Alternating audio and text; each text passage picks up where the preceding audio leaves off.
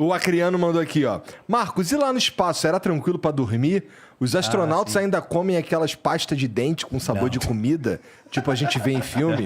Observação, o Igor tá com curativo porque ele fez um foguete pra provar que a Terra é plana. Mas deu errado. Como é que é pra dormir lá, cara? Não, dormir é confortável. Embora, como é que eu vou dizer assim?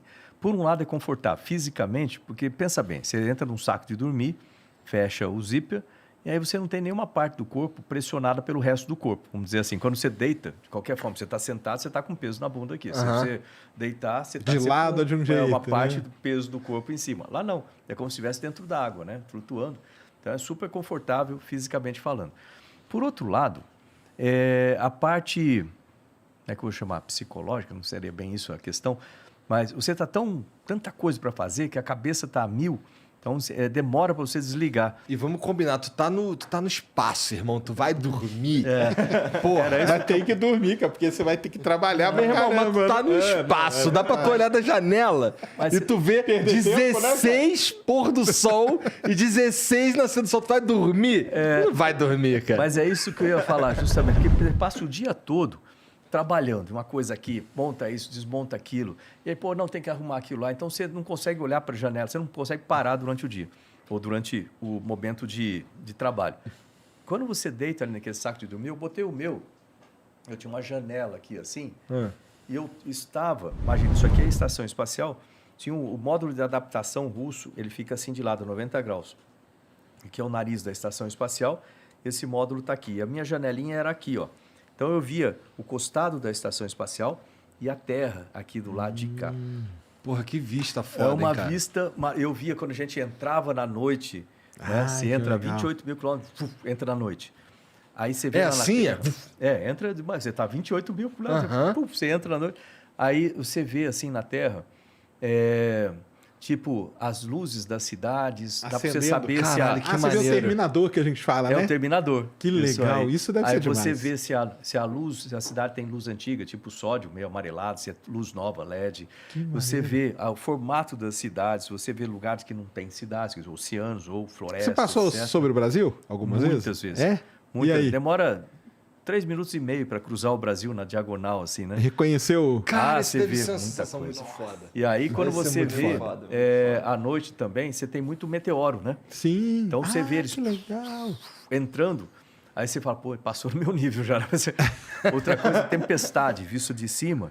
As você nuvens vê brilhando. o relâmpago, um raio, assim, aí você vê como se fosse uma teia de aranha, assim, né? É um negócio que maneiro. impressionante. E a pergunta que todo mundo faz, vê estrela? Vê, né? assim, ó. Você está aqui, na área da noite, certo? Quando entra numa parte escura, primeiro você tem que apagar tudo dentro da estação, cobrir para você poder focar do lado de fora, senão fica reflexo da janela, você não vai enxergar nada. Aí você bota uma toalha, alguma coisa assim. E lembrar que a janela é pequenininha também, não é um janelão. Assim. Hoje em dia tem Hoje lá tem a cúpula. isso, Deve ser outra coisa, né? E aí você consegue ver. Se a lua não tiver no visual, porque quando a lua está no visual, ela é muito clara.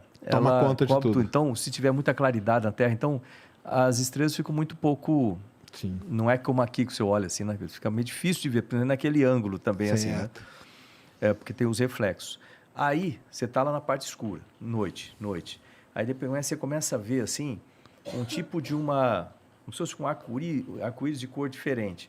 Preto, vermelho, amarelado, assim, começa a formar no horizonte, né? Da Terra, no costado, assim. Aí você vai vendo aquilo, vai aumentando de largura, aí no meio aparece o Sol, né? Que é de que cor? Aí você, chega... Só que você não... Tecnicamente é branco, né? Só que você não pode ficar olhando para ele, que aquela janela não tem proteção de ultravioleta. Se você olhar, você queima a retina. Então, você para de olhar naquela hora que você começa e para. E aí você entra do lado do dia, né? Passa o terminador do lado do dia agora. Aí no dia, cara, você vê... Lembrando o seguinte, né? Deixa eu... tem uma caneta aí? Vou fazer um desenho aqui. Fazer um desenho aqui que fica mais fácil com um desenho. Lembra assim, né? Aqui está... Depois eu mostro para vocês. Pô, tá aqui, deu certo? Aqui está a Terra, certo? Equador, né? Você está em órbita assim, 51 graus com relação ao Equador, certo? É mais ou menos isso aqui, né? A Terra, Tá. Equador, você está em órbita aqui, 51 graus com relação ao Equador. Então, aqui você tem uns, né, sei lá, América do Norte aqui, América do Sul, aí lá África e etc. Então, imagina que você está subindo aqui, né? Está subindo, Paraná. Você não chega no polo, né? Quando você está quase chegando lá, você começa a baixar do outro lado.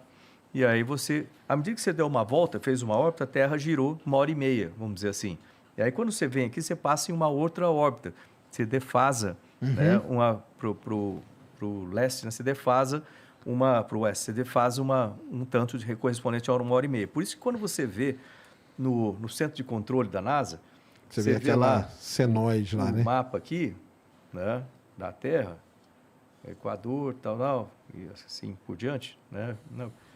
Aí você vê mais ou menos como fosse uma senoide, faz isso aqui, Entendi. e aí depois a próxima vai passar por aqui, e a outra mais para lá, você vê algo assim.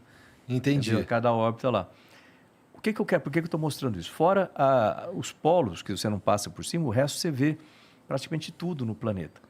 Então, você vê lugar em cima, cordilheiras com neve em cima. Aqui na Cordilheira dos Andes, tem alguns lugares ali que parece um outro planeta, para falar a verdade. Você vê uns lugares assim, cor de óxido de ferro, sei lá o quê, né? Com branco. Coisa que a assim, gente das jamais vê serras. daqui, né? Pois é. Isso é demais, né? É um negócio maravilhoso. Aí quando você passa em cima do Caribe, por exemplo, você vê aquelas ilhas bem desenhadas num mar verde esmeralda, assim, né? Aí você passa em cima da floresta amazônica. Cara, você é um abençoado de forma absurda, cara. Muito bacana, né? Cara, se a gente for parar, dá pra gente contar quantos seres humanos tiveram essa experiência aí. Pô, dá pra ser... Acho que é menos de 600, né? que o Cara, espaço. nem menos. Olha isso. Dá pra contar fácil. Menos de 600 do mais... E se você pensar assim, quantos seres humanos já viveram na Terra, né? Hoje em dia, tem o quê? 7 bilhões. Aí você conta os que já nasceram e morreram desde o começo, eu diria que talvez chegue a uns 10 bilhões. Tu agradece a Deus, cara? Eu agradeço, todo dia. Cara. Quando tu chegou lá, tu é um cara religioso? Sou. Quando tu chegou lá, reforçou tua fé ou deu uma enfraquecida nela? Reforça, mas reforça sim. Deixa eu colocar isso de uma maneira que eu acredito em Deus, eu acredito nas coisas boas, você fazer coisas boas. Eu vivo falando, eu tenho uma live que eu faço todo dia de manhã, chama Diário de Bordo. Legal. E aí eu costumo sempre falar assim, olha, plante coisas boas, você colhe coisas boas. Meu pai me falava isso. Meu pai era muito simples, assim, ele falava assim, olha, se você quiser, parece simples quando fala isso, mas se você pensar, se você quiser colher limão, você planta limão. Sim. Se você quiser colher laranja, você planta laranja. Né? O que não dá é você querer colher laranja e plantar limão. Não dá certo.